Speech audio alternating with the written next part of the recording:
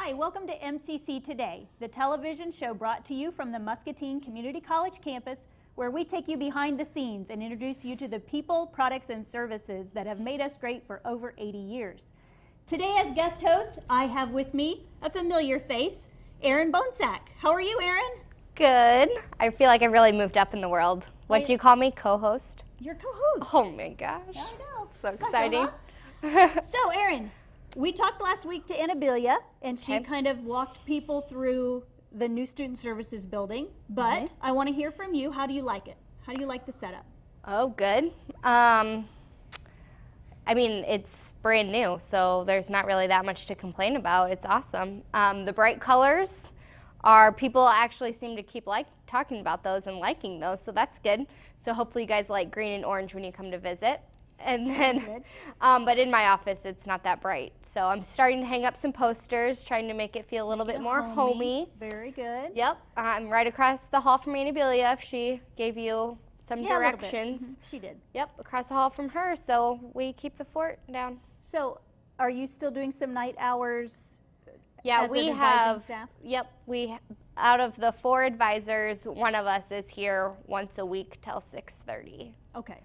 Very good. Yep. I've started to get that question because I think people are starting to think about spring already. Yeah, as they should be. And did I hear that the schedule is up, or it's going to be up soon? Yep. The schedule on eBridge is the search for sections. That's on there. Okay, good. And then the tab, I believe, is also posted. We'll have the actual tab booklets on campus next week, too, for spring and summer classes. So should they be making appointments now, or should they wait? Yes. What should we have students do right now? They should be making appointments for next week, the week of October 29th now. Okay. And those are actually starting to get filled up pretty quickly. So not sure when this is going to be on, but do it now. I wanted today's conversation to be about student success. So I want to take you back to the beginning of the fall semester and walk people through some of the changes that we incorporated coming into fall, and then when we introduce our other guests, we can kind of talk about what worked, what didn't work, and let people kind of get an idea what they need to do for spring. Okay. In the past, we've always had a new student orientation, had a couple of them right before the semester started once students were already registered. It was about the week before classes actually started on campus. And this year, we changed things around. We started a new student orientation entitled Bridge Orientation, and those were mandatory for all new students. So we are offering multiple a week starting this summer, and that's the same format we're going to be following for this upcoming spring semester. So orientations for new students for the spring semester starts November 12th, and then we'll continue through January up until classes start. At the orientation, it's a 3-hour orientation. That first part, Dave Carson gives a little orientation to the college, and you'll hear from him in a few minutes. And then we have a portion on financial aid. They come and visit, share the latest information. So their speech kind of changes throughout the year depending on what those students need to do at that specific time. And then there's 3 breakout sessions. There's a tour, campus tour, which is usually led by Katie, and then an individual advising session where they meet with an advisor, create an academic plan, choose their program, create that academic plan, register for classes. And then the 3rd breakout session is a web resources session that kind of walks them through our online system called Campus Cruiser. Were you surprised by anything with the orientations? Did it go better, worse? How did you feel about those? They went well. Like I said, we had several a week, and we always had a good turnout. Like I said, they're mandatory, so if you wanted to be a new student and register for fall classes, you had to come to an orientation because that was your only opportunity to meet with an advisor and get registered. So they went well. We've heard a lot of positive feedback from the faculty already this semester. We're about halfway through the fall semester, and everyone has good feedback, says the students are better prepared, more knowledgeable just on the process and everything. So far, Know who to go to with issues. Yep, and the staff. We'll get to our issue people here pretty and shortly. our staff even says that they felt more connected with the students as well, our support staff. I would say that. I absolutely would say that. I see people now on campus, and when I do their first tour, the first time students come to campus, or if I see them in the high schools, it's usually a pretty brief contact with that student. But having gone through all of the orientations with all of the new students, I feel like I know them better. I know their story better. And I think that's because they were in groups of 12 to 15, not 50 to 150. Right. So you really do make eye contact, and you really do talk about their goals and their program, and as you're walking them around, kind of get a sense of who they are. So I think it has made some of the things I have to do now when I'm looking for ambassadors and things like that, I kind of feel like, oh, I remember this person from orientation, and I do feel like I know more about them. Yep. And those small groups are going to continue because, like I said, with that individual advising session, and we only have 3, so with the 4 advisors, that means we can only see 12 people at one orientation. So, I mean, we usually try to bring in a few extra advisors. Obviously, the more the better, because then we can see more students, but so far it's worked out good. Okay, so if I'm coming back for spring, I've already done an orientation in the fall. I don't need to do that orientation again. What can I expect? Do I get an email? Do I get mail? How do I know when I'm supposed to come in if I'm now a spring student? If you are new this fall, you would have received an email from me in your Campus Cruiser email account. Better check Campus Cruiser. Yeah. Okay. Okay. And I know I send a lot of emails, but I swear they're all important. Very good. And so in that email, it is telling you who your specific academic advisor is and the specific dates that you can make an appointment with them. Like I said, again, October 29th, we start advising for the spring and summer classes, and then we want you to get advised that week, so then you're prepared to register on Tuesday, November 6th, which is our advising and priority registration day. It's called priority registration because from November 6th, which is a Tuesday, through the rest of the week, the only people who can register for those classes are our own current students. So those people who have 1 class left or 3 classes left. Or a specific class for your program or major, that's the time to get in. That Tuesday, November 6th, is advising day, so we cancel classes just so we know that students will be able to meet with an advisor that day. So no excuses. No, exactly. Very good. So if I'm brand new in the spring, I go through the orientation process. Which starts November 12th is the first orientation. And can they get to a phone number or a link on the website, or how if I'm sitting there going, okay, I want to be a new student, but what do I do now? Yeah, I'm sure there's a link on the homepage. Otherwise, you can call the information desk, 288-6001. And Joe takes care of them. Yep. Very good. All that sign up is there. Very good. Well, I want to introduce the other 2 people that we have with us today because we want to talk about success and really some of the new things that we have in place to help make students successful, and just to kind of have a conversation about what is student success? What does that mean? So I'd like to introduce Jody Beltran. Jody, you are new in our Skills Center. I am. Whether you are a current MCC student or a new MCC student, you may not know Jody. So welcome to MCC. Thank you. And Dave Carson. And Dave is a familiar face to this television program. He's been on before. We actually introduced the transition advising position last season. So now I just wanted to have Dave back to get an update, knowing that we put some things in place that hopefully, like the orientations, would assist you in accomplishing your goal. I just want to reintroduce you and what your purpose is at the campus and all the multiple hats that you wear. So welcome, both of you. Thank you. Jody, why don't you tell us a little bit about yourself, since we don't have an idea of, we know what Kathy Trozen did here, but since you've taken over the position, tell us a little bit about what happens in the Skills Center and about yourself a little bit. Well, I think as far as the Skills Center, it's pretty much remained the same. We still provide disability resources to our students that are eligible, and then we also head up the tutoring department. So same programs that have always been in the Skills Center. Maybe a little bit different hours that we might have. We might have changed up the drop-in tutoring times. But definitely we still have a lot of tutors and here to meet all of the students' needs that need tutoring. As far as me, I come from Davenport, well, every day. I We have a love background. 61. So Yeah. do you. I just came back from the Kimberly Center today, and I'm going, oh, this construction. It should be almost done, hopefully. I noticed they were almost It's muscatine 80 today. degrees. Are you today. from Davenport? I am from north of Davenport, North Scott area, originally. Moved away, came back. Now I'm back again. My background is in Medicaid and working with individuals that have had some developmental disabilities in the past, so definitely not a new area for me. I really, really enjoy being here. It's been a great treat, like a family. Good. So I thank everyone for their welcome.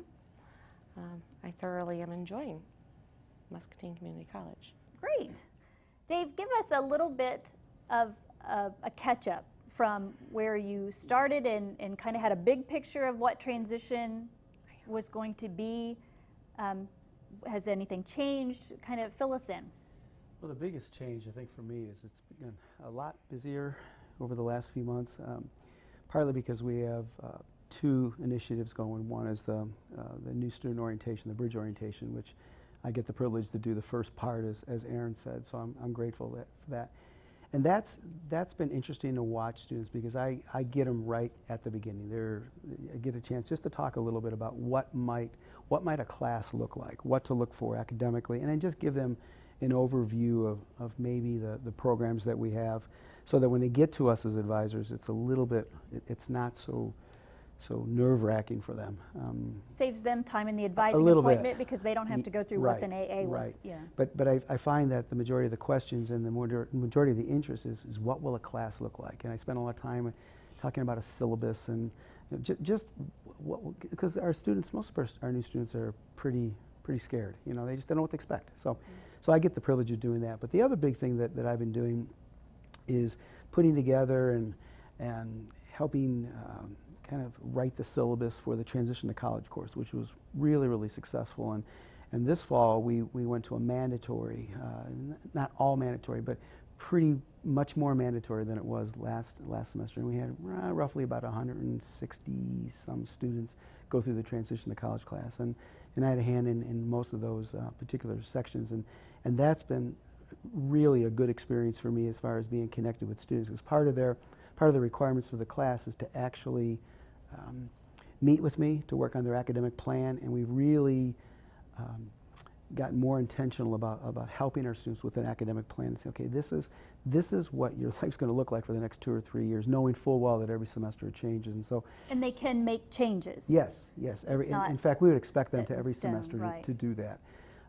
It's helping them see that they have a lot more control in their life that, frankly, they don't.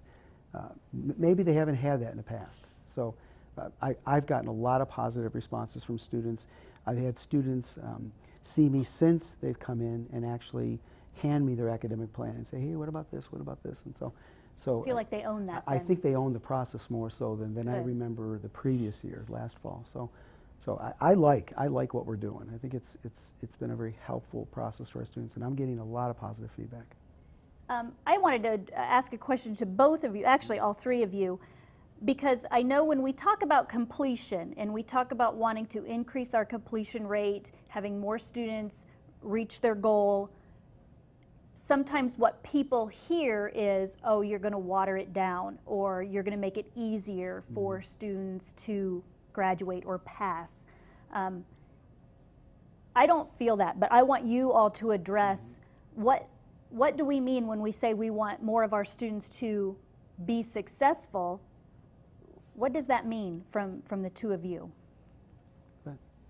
I think basically just being aware that all of our students are individuals and that they are all going to need to reach their goals in different ways, and just being able to have those kind of services and support networks there. So if they need something, just kind of an extra hour of tutoring, or maybe they're not aware that they may need some sort of assistance in an area, like accommodations for what I do. Just there to educate them, inform them, and really help them to be as successful as they can be. How much does that cost them, Jody? How much does it cost the students? You know, just a little bit of their extra time. If they're willing to come in and meet with us and kind of, you know, we're definitely willing to sit down with them, have patience. We may have busy schedules, but there's always, you know, a notepad on my door, write a note, slip it under the door, give me a call, email, anything. We will make the time to meet with the students. What's that mean to you? What does student success mean to you, Dave? Well, it's more than just numbers, and it's more than certificates. It's really helping them. I see primarily what I do is to give them tools to be successful. A lot of our students really can't measure success. They come here not really knowing what their sense of purpose is. You know, it's more than just what do they want to do when they grow up. It really is so what is it? What am I passionate about? And so we try to provide tools like the academic plan, but just giving them a sense that giving them hope that they can actually do this. And whether it's a tutoring center, for me it's helping them realize and helping them see what is it that they're going to be dealing with on any given day. One of the biggest things that I see in the program with our students, and it seems to be a barrier for our students, is not so much the academic side, but the non-academic side.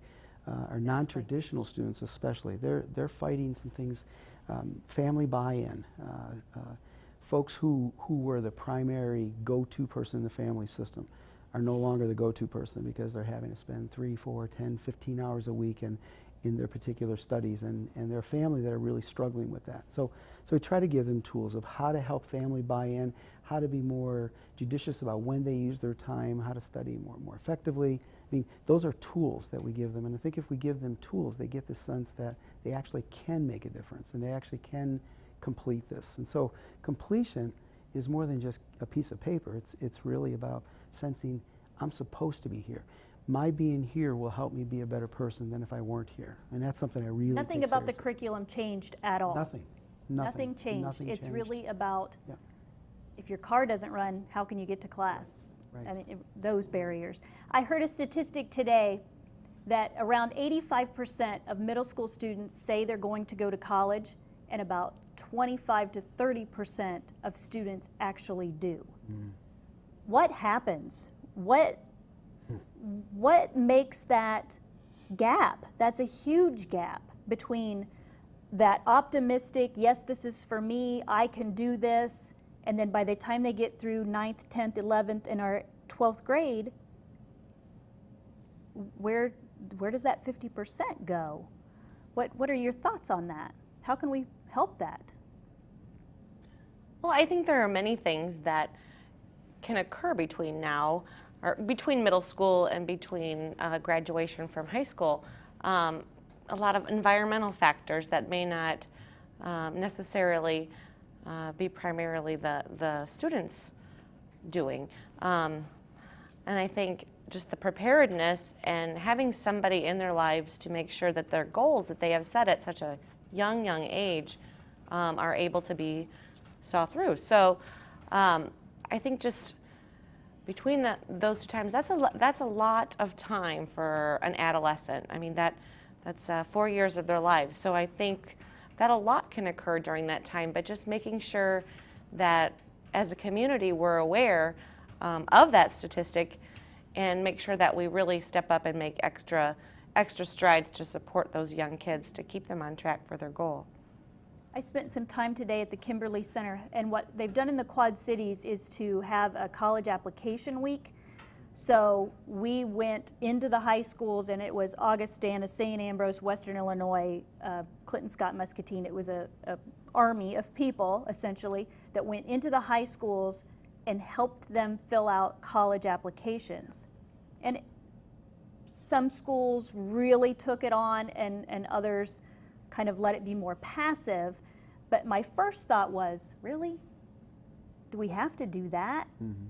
But then you hear that statistic that says that only 25 to 30% of our students are going to proceed into college right after high school. And you think, well, I guess if that application is the barrier, the first barrier, look at all the other steps they still need to proceed through. And I guess if you don't have somebody who says, sit down, we're going to fill out this application right now, maybe you fall through the cracks. So this Kimberly Center you say you've been at? You've been It hiding on Kimberly Road or what? What's It is going on Kimberly Road. I think that in the Quad Cities they classify it as the alternative high school because they are part of Davenport schools, but it's not north, it's not west, it's not central. It's an alternative school. And let me just say, they were delightful. I've been there twice now. We've done 3 different sessions there. Thumbs up to the Kimberly Center. It is a welcome educational environment, supportive. Those kids were, you know, you go into a high school classroom every day and you kind of get jaded to the, this is stupid, why do I have to listen to this? I don't know how to do this, but, you know, and they get I really very like negative. Your high school low manly voice. It's typically the boys that are more vocal about how what I'm telling them is stupid. But that absolutely did not occur there at all. They were glad for the attention and the help, and they were positive, and there was concern. There was angst on their face, and at one point Ladrina said, this is a big step. You guys need to be proud of yourselves. You've done this. So I think they just feel like the weight of the world, and it was liberating to see this group of students who were just happy and polite and welcomed the information. I think you mentioned it about connection. I mean, you kind of implied that a lot of our students, especially at the seniors in high school, they're almost like lost souls. And since this economic fallout in in 08, there's this real sense like, what's the point? You know, why should I bother? Because the fact is there's not any jobs out there, and it's our job to try to remind them that, you know, you need to strengthen your chances of getting the employment to be able to accomplish what you want to accomplish in your life. And there's no guarantees, but without the degrees, without the education, it's not going to happen. And our students need to know that, listen, there is a way to do this, and it's not only just about paper, as I said before, like education. It's about growth. It's about becoming a better person and learning how to present themselves to employers. There seems to be a disconnect from our students. You know, they are connected in a sort of an odd way to the courses, but there's not a real sense of, okay, what will this do for me? What will high school do for me? What will college do for me? And I see that more than anything. And I talk to the students. You know, why are you here? And most of the students that come here, they say, because we realize that, what's the other alternative? So we got to be able to say, listen, it's important that you take this next step. But it's also not an easy step, as you said. Ladrina said, you know, there's a missing, something's missing in our students about pride. You know, it's like look in the mirror and say, you know, I'm capable of doing these things, and our job is to come alongside them to build them up.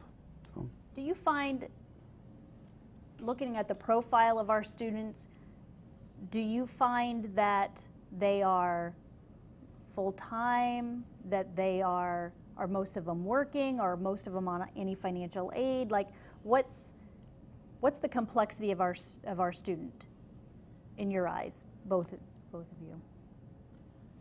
I think it's a very diverse group. I think it's very important not to assume when you interact with a student that they are of any certain classification kind of that you mentioned. It's very, very diverse.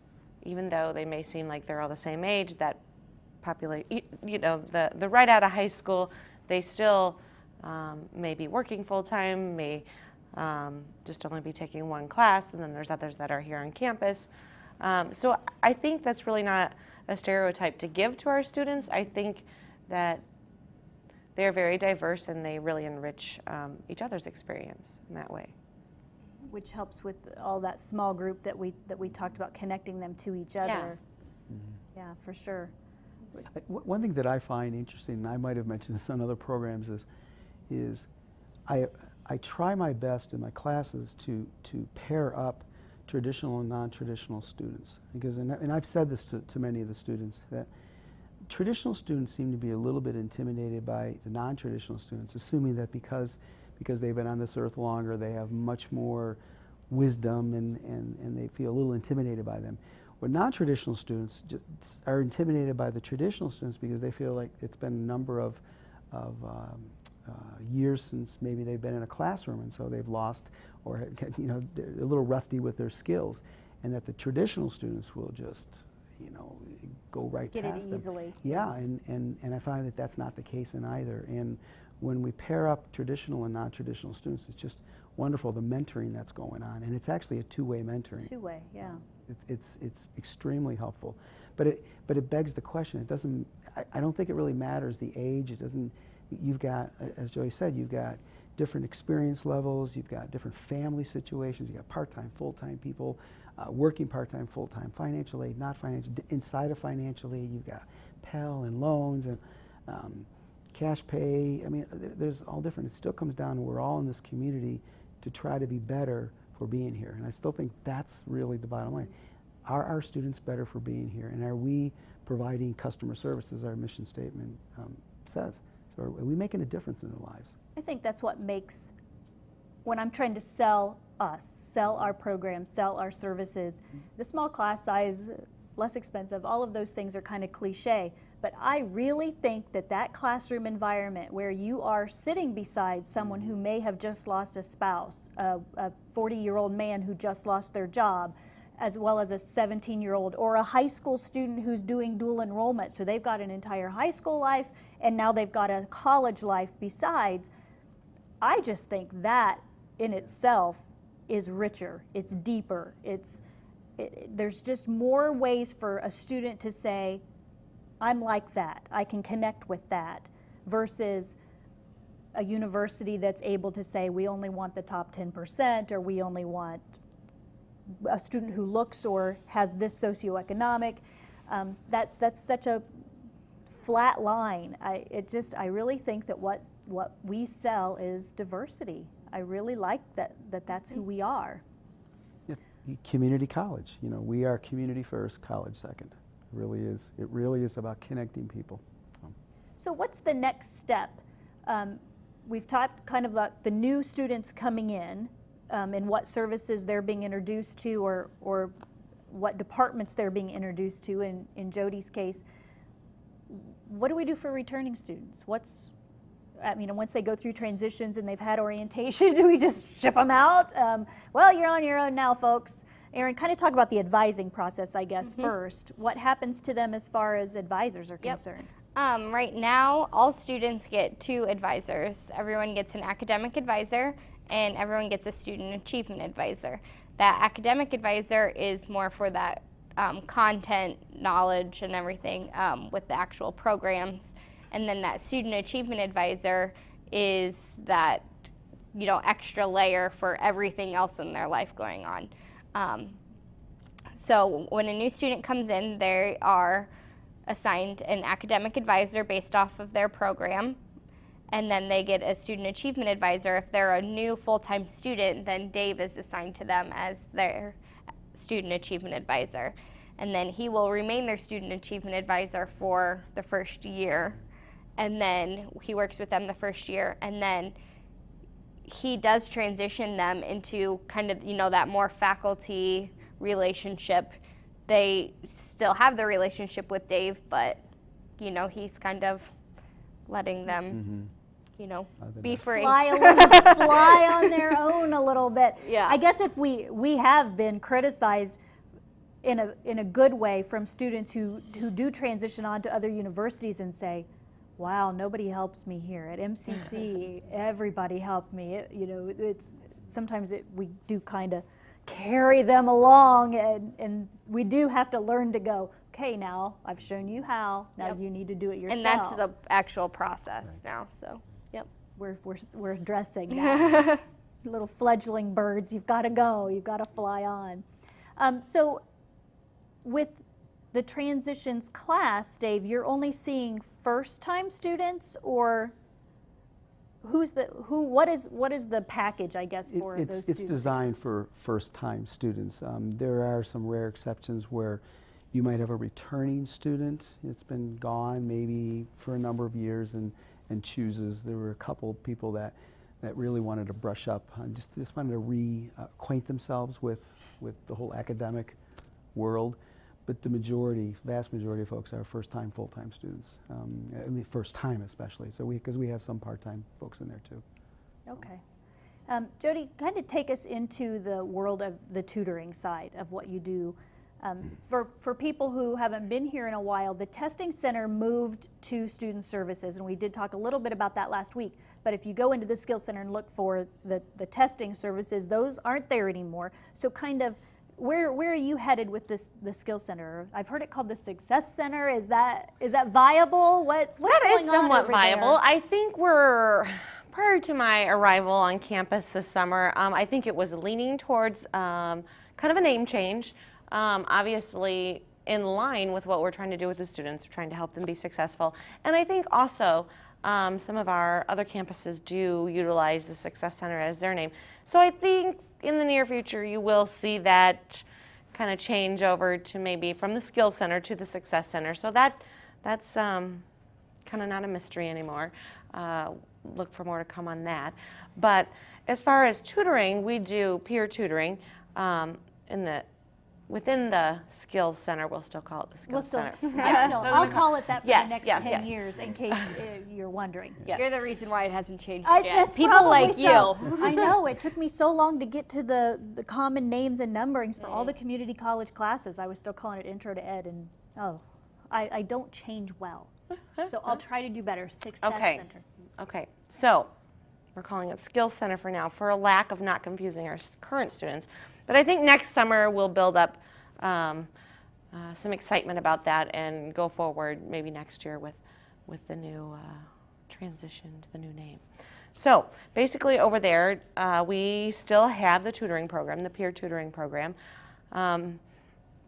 We have students that have mastered the courses, and they are paid employees of MCC, and they provide drop-in tutoring as well as by appointment only tutoring to our students that are in need of tutors. So what does it mean they've mastered the class? Well, mastering the class pretty much means they have a recommendation from their instructor and they have received at least a B in the course. So it helps a lot having peer tutors because they have had the instructors, and when students come in and they request tutors, they generally want someone that has had the instructor that they are currently taking the course from, because then that gives them a good perspective.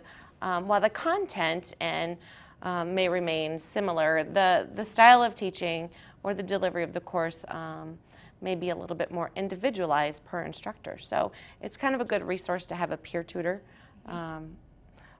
Definitely appreciated by everybody that visits the Skills Center as a So they can just drop in or make an appointment. They can. There's a very easy process before you access tutoring. All you have to do is come in and fill out a tutor sign-up sheet. So that basically consists of your name, phone number, the subject that you're looking for a tutor in, as well as probably your email and your address. I have those magnet clipped to my door, so if I'm not there, feel free to take one and slip it under my door when you're done.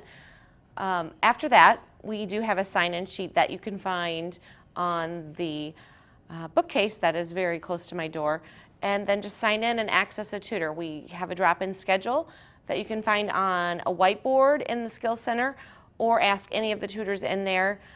They can point you to where that schedule is to take with you, just in case I'm not there to give you any information. And that's another thing. The tutors are great. If you come down to the Skills Center and see that I'm not available, I might be proctoring an exam, or I might just not be in the Skills Center at the time, any of the tutors are able to show you where the tutor sign-up sheets are. They'll tell you to slip it under my door.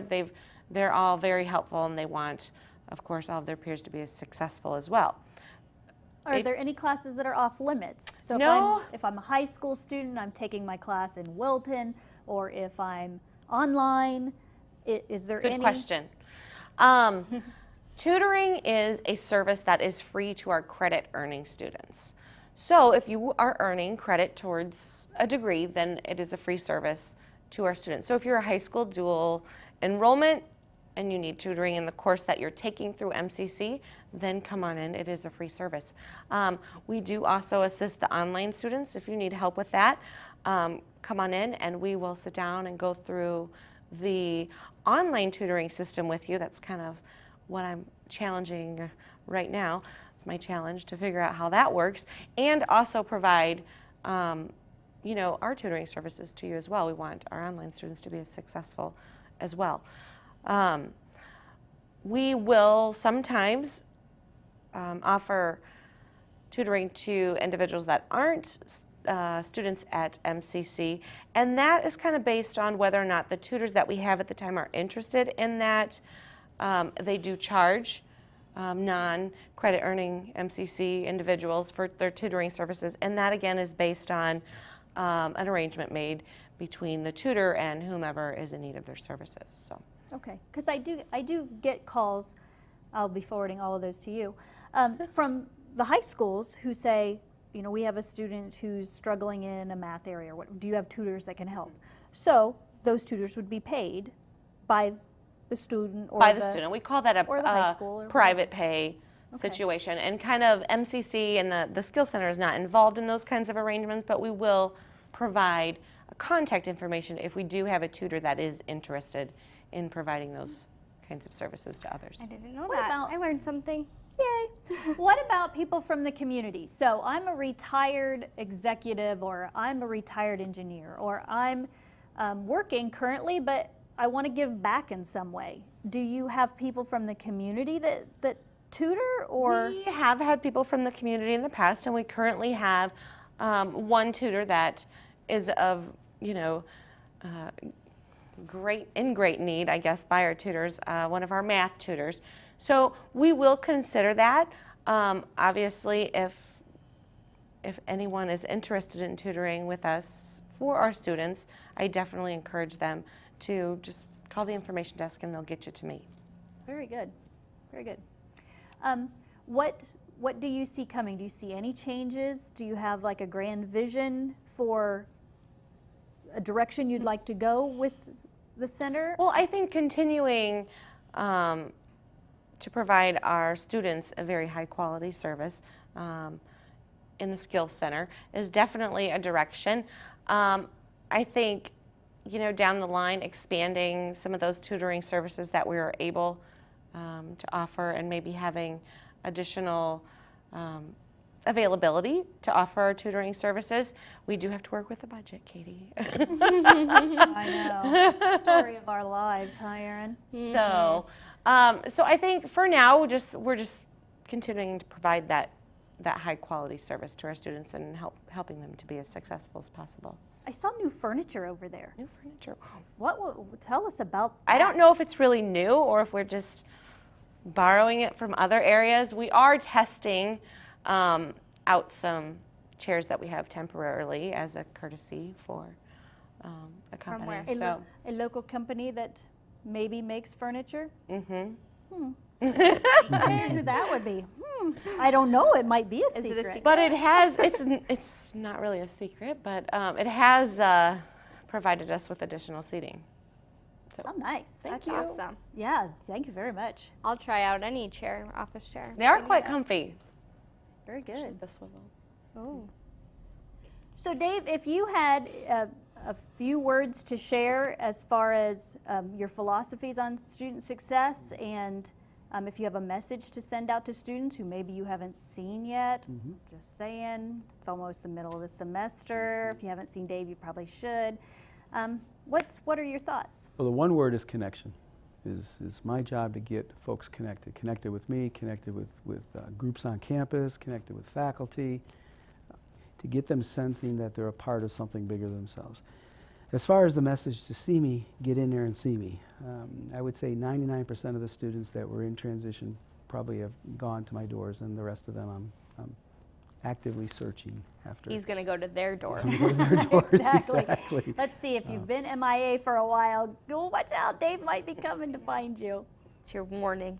Yeah, exactly. I think the biggest challenge I have is is instilling, keeping them focused not only on their studies, but trying to balance that whole life and school and work thing, and constantly saying, you can do this, you can do this, you can do this. It's the same message. I think this is probably every the time when Yes. you start, the Yes. new has worn off. Right. The tablet doesn't look new anymore, and my online textbook that, you know, was such a neat thing, I'm used to that now, and I think you just, toward midterms, it does start to reality. Well, then you come in and you sign up for your spring classes, and then you'll have a new schedule to look forward to. You'll be invigorated again. Yeah, you know, it's 16 weeks. It's 16 weeks. So, you know, if those students are hanging on by their fingernails, definitely, Come and see me. even if you've not gone in to see Jody yet, if you've not met with Dave yet, it's really, the message is, don't try to do it by yourself. If things are starting to feel like they're piling up on you, talk to somebody, because you're not alone. I guess I'd say to students, not only don't do it alone, but we're approachable. You know, we have a very laid-back campus culture. You know, presidents do tours. Presidents and deans will walk students to classrooms. You know, we drop what we're doing and we do whatever it is to help our students. That was the one thing that I was so happy about with the orientation. It was much more laid back than any kind of orientation experience I ever had as an undergrad. So it was wonderful. It's a lot of work, but I think I see the work paying off this semester. I mean, I see students that aren't, they're at least aware what the resources are. You know, they're a little bit more willing to come and talk to us. Are you hearing that from you're still I'm hearing- teaching? yes. I mean, you're still teaching changes and I'm still choices, correct? I'm So hearing you're that, still yep. faculty. That's why I said Right. Dave wears a lot of hats. So Right. he's advising, he's doing transitions, and he's still teaching a credit class. Right. So your cohorts on the faculty side, I'm are getting them they seconding that? Yes, yes, very much so, very much so. I'm also teaching the online changes and choices too, so I'm getting the same kind of, trying to make connections with them too. I think he's trying to make us look bad. I all this just stuff. do recruiting. That's what I do. And this little TV show, that's all I do. That you led into something that I wanted to comment about, and now I can't think what that I'm was. sorry. Oh, Erin interrupts me all the time. Let's go back. With the faculty part, Online. maybe it was the online. How do you connect an online student to campus? Is there a way? That's a little tricky too, because at least in the online changes, I've got folks from the Scott and Clinton campus, and I have maybe a quarter of my students are a Muscatine. Most of them are not. Well, and they could be from other colleges. In other colleges, Not I even got our a couple that are district, from our colleges. So I'm constantly using the announcement section of the class, talking about connecting with your advisors, even if they're not our students. You know, it's about that time where at midterm you should start thinking about next semester, even though I don't know what their situation is. So I'm actually advising, the same kind of emails that Erin will be sending out to our students. I'm trying to actually do that with my online students, whether they're Muscatine people. And so it's go back to your advisor, see financial aid. You know, it's time to start thinking about financial aid. Have you done your FAFSA, whatever it is? So that's how I do it, and which is a little out of place for being inside of a class, but I use the Well, changes and faculty. choices is the unique It's that, class. yes, exactly. It really And does works lend in that itself to class. student Yeah, success. yep. It's all about the choices you make Mhm. and what the ramifications of those. Right. Timeline, Erin, he just brought up financial aid. So if I want to get in for January Hang semester. on, you're going to ask me a I'm financial gonna aid ask question? You a financial aid question. No Yes. pressure. What can I do that for spring? If I wasn't here in the fall, can I get financial aid for spring? Yes, and it's the same application that you could have filled out for this fall. We're on Using- the 2012, 2013 okay. application. And that can be done anytime. Yes. And I But think preferably now. now. I think the financial aid, where I sit in my office, Dave is right here and financial aid is right here. So Oh, between yeah. those two conversations, sometimes you go, wow, wow, there's a lot going on. The earlier the better. And that's, don't wait till you come in and make your appointment with your advisor Yeah. to start. Go to www.FAFSA, free application for student aid.gov. Make sure you're on the GOV. If you go to the .com site, it's going to charge you $100. And the first word is free. Yeah, free. Free means I shouldn't have to pay for this. So go to the .gov site, and you can get there from our website. I know Chad has that flashing up as the show ends. So connect to financial aid now if you are thinking about starting in the spring semester. It will download the taxes now. So it'll be the taxes you filed last April. That's probably one of the biggest stressors, I think, with students. Even though we are the least expensive school in the state of Iowa, who has $3,000 or $4,000 lying around to pay for your books and your classes, and if you want to live in the apartments and those things? So most students are using some form of financial aid, whether that's a scholarship or using money from the state or federal government. So I think sometimes people have a funny thing. We're funny about debt. We either don't care at all about it and we'll just pile up debt forever, or we have those people, I'm married to one of them, who no debt whatsoever. If you don't have the cash in hand, you shouldn't do it. But I think there's responsible debt. Did I marry your father? No, I didn't. But there's responsible debt. You are investing in yourself, and you're investing in improving your life. That doesn't mean you go whole hog and leave here with $30,000 in debt. It means that if you need something, using financial aid or a loan to get it is okay. There's smart debt. So I think our financial aid people are really good about talking about that and being open about it. And if you don't know how much you're supposed to take out, I think they are wonderful to break it down for you. And what's an unsubsidized loan? What's a subsidized loan? What are you getting yourself into? And hopefully we won't have as many students who are maxed out and still haven't reached their goal. And that's part of that financial aid piece and the orientation that everyone hears now. I think that's just smart. And I know my parents were afraid of that.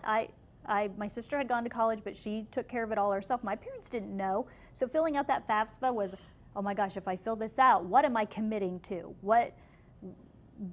They just don't see beyond